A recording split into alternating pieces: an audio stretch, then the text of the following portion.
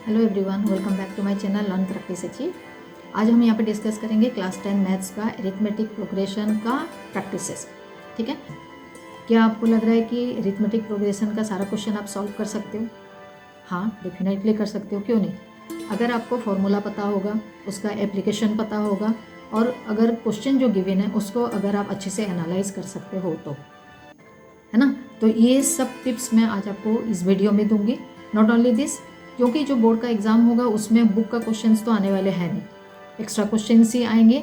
और जो क्वेश्चंस हैं, जो फॉर्मूलाज हैं, उसी के बेसिस पे क्वेश्चन बहुत ज़्यादा ट्विस्ट भी हो सकता है, तो डिफ़िकल्टीज लेवल डेफिनेटली हाई होगा। तो उस टाइप के क्वेश्चन आज हम इस वीडियो में डिस्कस करेंगे। ठीक है, let's start and see what is there inside the video. Okay, question given है, if the sum of first m term of an AP is the same as the sum of its first n terms, show that the sum of its m plus n terms is 0। Question difficult लग रहा है? कुछ भी नहीं है, अगर हम solve करेंगे तो इजीली सॉल्व कर सकते हैं। ठीक है, if the sum of first m term, क्या क्या गिवन है वो तो पहले फाइंड आउट कर लेते हैं। फर्स्ट m टर्म जो है AP, ठीक है, इज सेम, किसके साथ सेम है? First n terms, sum of first n term. मतलब अगर फर्स्ट एम टर्म का, एम मतलब कुछ भी हो सकता है, वो हमें अभी नहीं पता।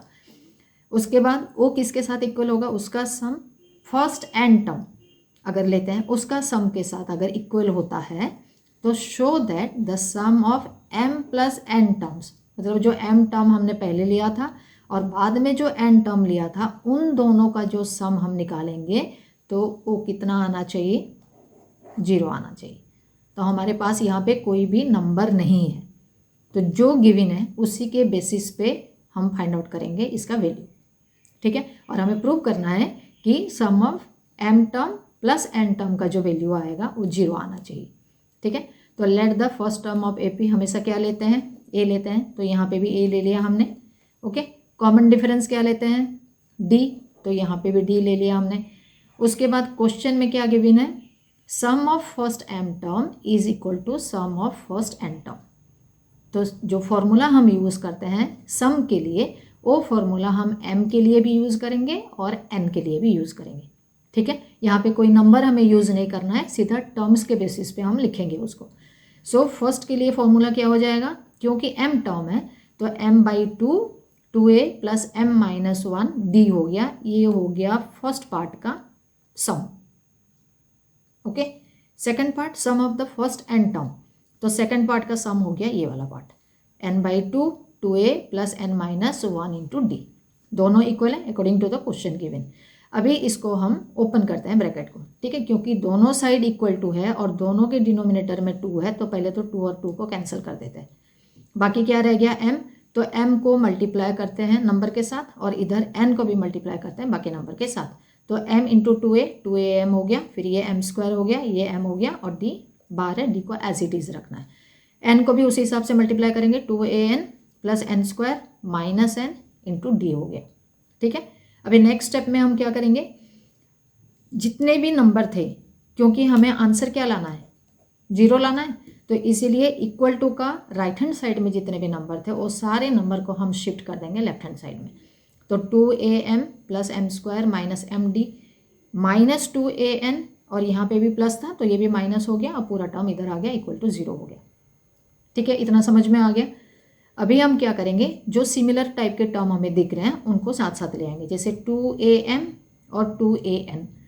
उसके बाद बाकी जो रेस्ट पार्ट हो गया वो पार्ट को हम यहाँ पे लिखेंगे ऐसे। ठीक है, अभी आप यहाँ पे देखो, इसके साथ d है, इसके साथ d है, इसके साथ 2a है, इसके साथ 2 और a है। यहाँ पे ही मेन ट्रिक और जो वे होगा यहीं से ही शुरू होगा। सो बहुत ध्यान से क्वेश्चन को देखना है और समझने की कोशिश करना है कहाँ से क्या कॉमन लिया हुआ है और कैसे करके हम आंसर निकाल रहे हैं। ठीक है, तो 2am और 2an से हमने 2a कॉमन ले लिया, m-n ब्रैकेट के अंदर आ गया, और ये दोनों पार्ट से, ये जो पार्ट है, ये पार्ट में से हमने d कॉमन ले लिया, तो m² माइनस n और बीच में माइनस है ना, n² माइनस n, और d हमने कॉमन लेके बाहर रख दिया। ठीक है, अभी नेक्स्ट स्टेप में हम क्या करेंगे? 2am-n जो था, और ये वाला पार्ट जो था, इस पार्ट को फिर अभी हम ओपन कर देंगे। ठीक है, सारा ब्रैकेट ओपन कर दें। तो यहाँ पे क्योंकि माइनस साइन था तो ये -n² और यहाँ पे माइनस था तो ये +n बन गया। डी जैसे बाहर था वैसे बाहर ही रहेगा। ठीक है, नेक्स्ट स्टेप में हमें अभी क्या करना है, 2a इंटू m-n, ये पार्ट को हम एज इट इज़ रखेंगे। अभी m² और n² को साथ में ले आएंगे और -m और इसको साथ में ले आएंगे। ठीक है, तो m² और n² को हमने एक ब्रैकेट में रख दिया सेम साइन से। क्योंकि ये -m था तो हमने माइनस बाहर कॉमन ले लिया, तो n का प्लस था तो n यहाँ पे माइनस हो गया, इक्वल टू 0 जैसे हम लिख रहे थे बाकी पार्ट में वैसे 0 लिखते जाएंगे। आ गया समझ में? अभी नेक्स्ट स्टेप में आप देखो, यहाँ पे क्योंकि m² - n² है और यहाँ पे m-n है, तो यहाँ पे एक आइडेंटिटी हम यूज़ करेंगे a² - b² का। तो क्या है a² - b² identity? a + b into a - b या a - b into a + b, आप इंटरचेंज कर सकते हो उसको। ठीक है, तो अभी m² - n² जहाँ पे है, हम यहाँ पे आइडेंटिटी यूज़ करेंगे और पुट करेंगे ये वाला फॉर्मूला। ठीक है, तो 2a इंटू m-n, और इसको हमने स्प्लिट कर दिया आइडेंटिटी के हिसाब से और बाकी जो जैसा था वैसे लिख लिया। अभी यहाँ पे फिर देखो कि कुछ ना कुछ कॉमन जा रहा है। ठीक है, तो यहाँ पे भी m-n है, यहाँ पे भी m-n है। ओके, तो अभी हम क्या करेंगे, m-n इसको फिर यहाँ से हम कॉमन ले लेंगे। तो 2m-n तो ऑलरेडी था जैसे था, बाकी जगह से हमने m-n कॉमन ले लिया, तो लेफ्ट क्या हो गया, m + n, और क्योंकि यहाँ से m-n चला गया तो यहाँ पे रह गया 1, तो ये वाला पार्ट हो गया इंटू d, जैसा था वैसे d रहेगा, इज इक्वल टू 0। ठीक है, अभी नेक्स्ट स्टेप में अभी और क्या करना है, फिर कॉमन लेना है m-n और m-n। आप देखो स्टार्टिंग ऑफ दिस जो हम यहाँ से कर रहे हैं, सॉल्व करना शुरू किया है, हर एक स्टेप को हम धीरे धीरे करके अरेंज कर रहे हैं। अरेंज करने के बाद उसमें से हम कॉमन लेते जा रहे हैं और कॉमन ले लेके लास्ट में हम ऐसे स्टेज में पहुँचेंगे जो कि हमारा आंसर फाइंड आउट करने में हमें हेल्प करेगा। ठीक है, तो बहुत ध्यान से ईच एंड एवरी स्टेप देखना है, और अगर फिर भी कुछ कहीं पे समझ में नहीं आया तो कमेंट बॉक्स में ज़रूर मेंशन करना। ठीक है, तो यहाँ पे फिर हमने m-n कॉमन ले लिया क्योंकि वो दोनों पार्ट में m-n है यहाँ पे। ठीक है, तो m-n कॉमन ले लिया, तो यहाँ से रह गया 2a और यहाँ पे रह गया ये बीच वाला पार्ट, ये m + n - 1 into d। Okay, इतना तो तक समझ में आ गया। थोड़ा सा कॉम्प्लिकेटेड है, लेकिन स्टेप बाय स्टेप जब आप ध्यान से देखोगे और समझने की कोशिश करोगे तो समझ में आ जाएगा बहुत इजीली। इतना भी डिफ़िकल्ट नहीं है कि समझ में ना आए। ठीक है, नेक्स्ट स्टेप में जब हम जाएंगे तो क्वेश्चन में हमारा जो हमने फाइंड आउट करा है अभी, उसमें लास्ट स्टेज में जब हम पहुंचते हैं तो क्या गिवन है और क्या हमने फाइंड आउट किया, 2a + m + n - 1 into d is equal to 0, और ये वाला पार्ट और ये वाला पार्ट वहाँ पे मल्टीप्लाई हुआ है और दोनों का मल्टीप्लाई करने के बाद जो आंसर आ रहा है वो 0 है। तो अगर 2 नंबर्स मल्टीप्लाई होते हैं और उनका आंसर 0 होता है, अगर 2 वेरिएबल हम ले रहे हैं, सपोज x इंटू वाई लिया और उसका वैल्यू अगर 0 आ रहा है, इसका मतलब क्या हो सकता है, इधर x इज इक्वल टू 0 हो सकता है इसीलिए उसका वैल्यू 0 आया, या y इज इक्वल टू 0 हो सकता है इसीलिए उसका वैल्यू 0 आया। ठीक है, सेम यहाँ पे भी अप्लाई होगा क्योंकि m-n into 2a + m + n - 1 into d is equal to 0 है।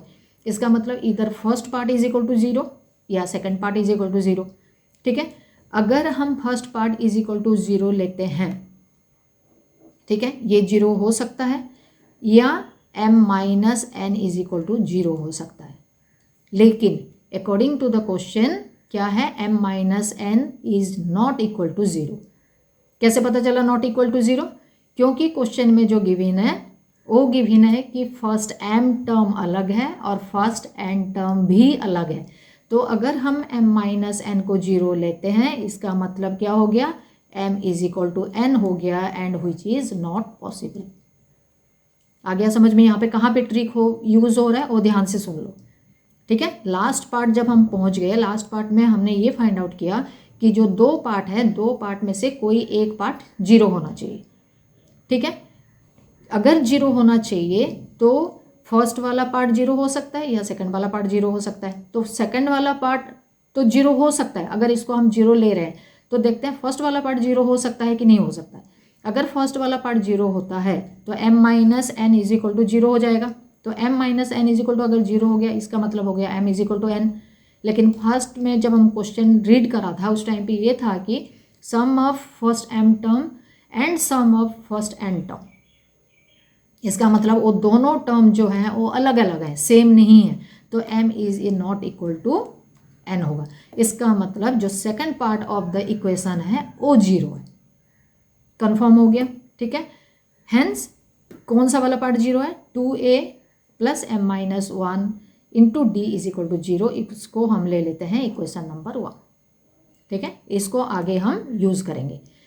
तो क्वेश्चन के हिसाब से हमें अभी क्या फाइंड आउट करना है, sum of m plus n term जो होगा उसका वैल्यू क्या होगा। तो जब सम निकालते हैं, सम निकालने के लिए हम एक फॉर्मूला यूज करते हैं, s n is equal to n by two into 2a into n minus one into d, ठीक है। तो क्योंकि यहाँ पे जो टर्म है m प्लस n दिया हुआ है, इसीलिए जहाँ पे n लिखा हुआ है उसके जगह पे हम यूज़ करेंगे m प्लस n, और यहाँ पे भी जहाँ पे n यूज़ हुआ है वहाँ पे भी हम यूज़ करेंगे m प्लस n। आ गया समझ में। तो इस जगह पे हम अभी वैल्यू पुट करेंगे। तो m plus n by two into 2a plus m plus n minus one into d, वो क्या है, वो है ये वाला पार्ट। आ गया समझ में। तो ये वाला पार्ट का वैल्यू हमने क्या फाइंड आउट करा था, that is equal to zero, जो कि हमने इक्वेशन नंबर 1 में मेंशन किया हुआ है, ठीक है। तो m plus n by two into zero कर रहे हो तो any number multiply by zero is equal to zero. तो हैंस प्रूव्ड। समझ में आ गया। ओके स्टूडेंट्स, आज इस वीडियो में जो भी क्वेश्चन हम डिस्कस करें आपको ज़रूर समझ में आ गया होगा। इसी वीडियो में आज हमने डिस्कस किया क्वेश्चन को कैसे एनालाइज करना है, ठीक है। और उसके बाद क्वेश्चन को अच्छे से पढ़ के कौन सा टाइप का उसमें एपी यूज़ होगा और कैसे यूज़ होगा, किस टाइप के क्वेश्चन में, वो भी हमने यहाँ पे बताया हुआ है। उसके साथ साथ मैंने वहाँ पे कुछ आपको टिप्स और ट्रिक्स दिए हुए हैं जिसके बेसिस पे आप एपी रिलेटेड कोई भी क्वेश्चन को इजीली सॉल्व कर सकते हो। So to get more, subscribe to my channel and don't forget to hit the bell icon to get all my new upcoming videos. Till then, bye bye.